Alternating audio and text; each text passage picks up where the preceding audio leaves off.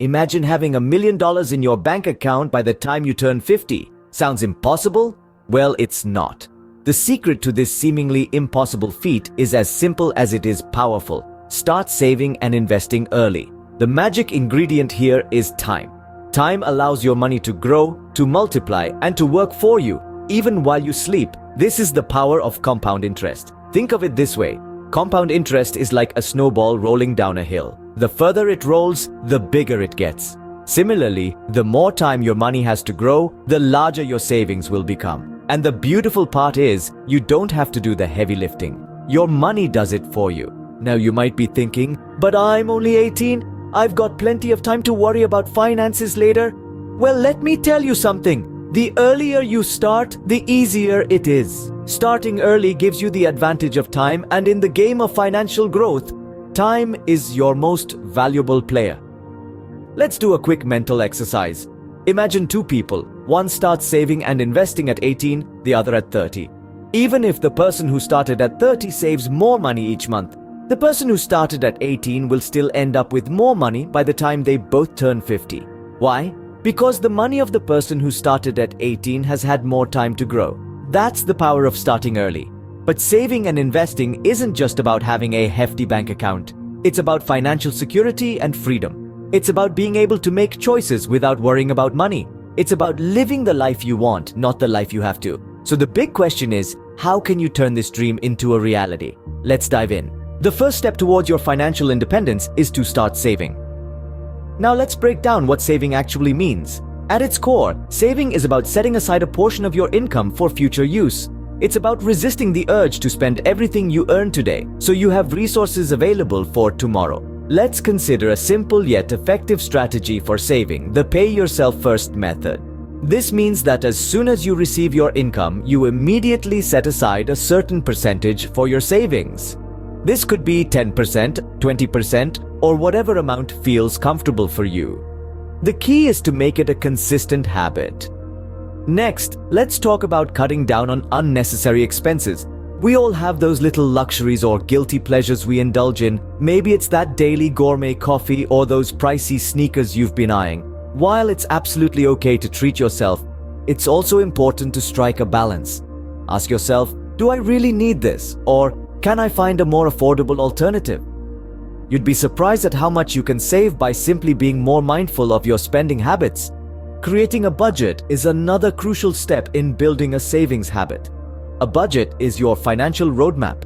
It guides you on how much you should spend on different categories like food, rent, entertainment, and of course, savings.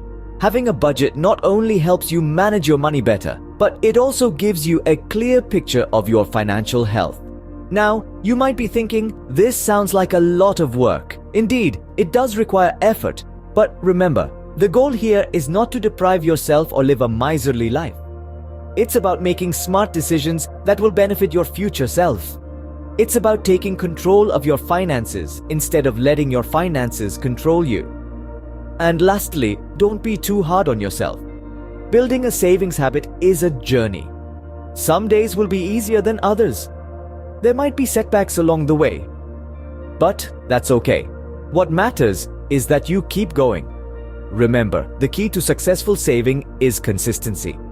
Now that you've started saving, it's time to make your money work for you through investing. What does investing really mean though? At its core, investing is about putting your money into assets with the expectation that they will grow in value over time. This could be anything from stocks and bonds to real estate and even startup businesses. So how is investing different from saving? Well, when you save, you're simply setting money aside for future use.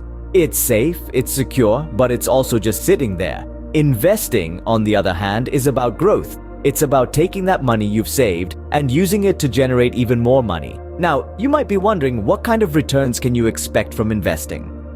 This is where things can get really exciting. While the exact returns you'll see from your investments will depend on a number of factors, including the type of investments you make, the amount of money you invest, and the length of time you leave your money invested, the potential for growth is significant. Consider this. If you were to save $100 a month for 10 years, you'd have $12,000. Not bad, right? But what if you were to invest that same $100 a month for 10 years with an average annual return of 7%? At the end of those 10 years, you'd have over $17,000. That's the power of investing. It's important to note that investing does come with its own set of risks. The value of your investments can go down as well as up, and you may get back less than you invested. That's why it's crucial to do your research and consider getting advice from a financial advisor before making any major investment decisions. Investing may seem complicated at first, but once you understand the basics, it can become an exciting journey towards financial freedom.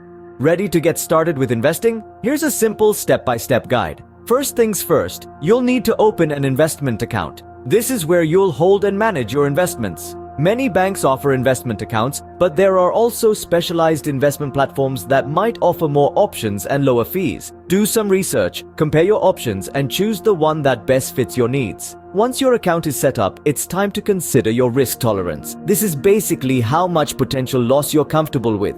If the thought of losing money keeps you up at night, you might want to stick to more conservative investments like bonds or index funds. On the other hand, if you're okay with a bit of a roller coaster ride in the hopes of higher returns, you might consider riskier options like individual stocks or cryptocurrency. Next, let's talk about diversification. This means spreading your investments across different types of assets, industries, and geographic locations. The goal here is to reduce risk. If one investment goes down, hopefully others will go up to balance it out. Don't put all your eggs in one basket, as they say. Now that you've got your investments spread out, it's important to regularly review your portfolio.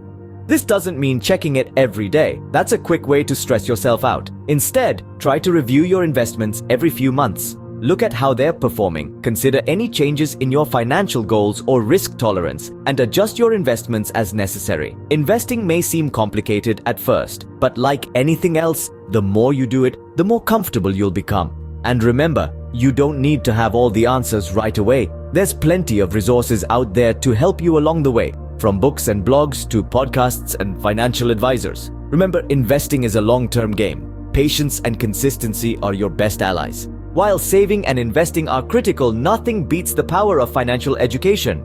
This statement is not just a catchy phrase, it's a cornerstone of financial prosperity. So let's delve into why financial education is so essential. The world of finance is vast and complex with many layers to explore. It's a dynamic landscape that constantly changes with new trends, technologies, and regulatory shifts. To navigate this terrain effectively, we need to arm ourselves with knowledge. Just like a seasoned sailor wouldn't venture into the open sea without a compass and a map, we shouldn't venture into the financial world without a sound understanding of its workings. Financial education empowers us to make informed decisions. It helps us to understand the implications of our actions, to anticipate potential risks, and to seize opportunities. It's like having a secret weapon that can help us to maximize our earnings, minimize our losses, and secure our financial future. But where can we acquire this knowledge? Fortunately, there are numerous resources available. You can start with books written by financial experts. They offer a wealth of insights into topics such as personal finance management, investing strategies, and wealth creation. They can provide you with solid foundations and help you to develop a financial mindset. Online courses are another great resource. They offer flexibility and a wide range of topics. You can learn about everything from basic budgeting to advanced investment techniques at your own pace, and often for free or at a minimal cost. Financial advisors are also worth considering. They can provide personalized advice based on your specific circumstances and goals. They can guide you through the financial maze and help you to avoid common pitfalls. Remember, financial education is not a one-time event, but a lifelong journey. It requires continuous learning, curiosity, and a willingness to adapt. Armed with knowledge, consistency, and a bit of patience, you can achieve your financial goals. So, why wait? Start your financial journey today.